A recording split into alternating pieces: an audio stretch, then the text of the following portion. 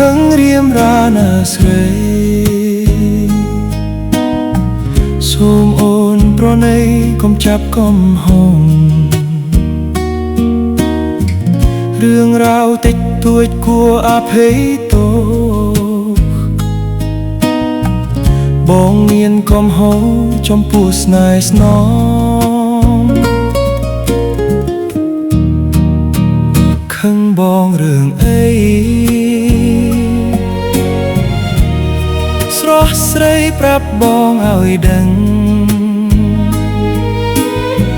ស្ងួនកែវប្រលឹងកុំខឹងរូបបង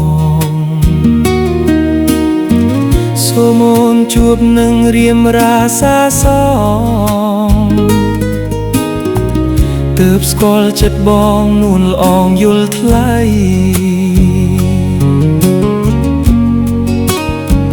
បងប្រាប់អូនថា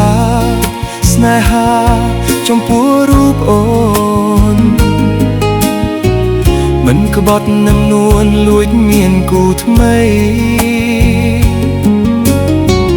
អូនជឿពីគេញុះញង់សំដីបាញ់ឆេះចរណៃឲ្យថ្លៃខឹងបងអូនកុំប្រែចិត្តបងគិតរូបអូនជានិច្ចអត់មានកលបិចក៏ហកនួនល្អ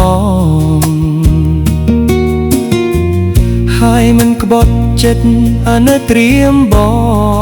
ងរស់ក្បែរអូនផងព្រោះបងស្នេហ៍ស្រី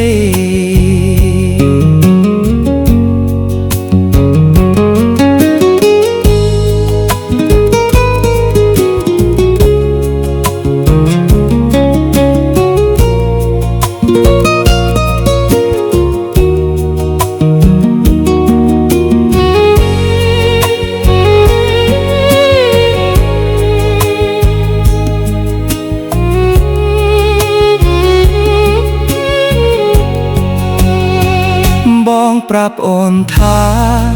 ស្នេហាចំពោះរូបអូនមិនក្បត់នឹងនួនលួចមានគូថ្មីអូនជឿពីគេញុះញង់សំដី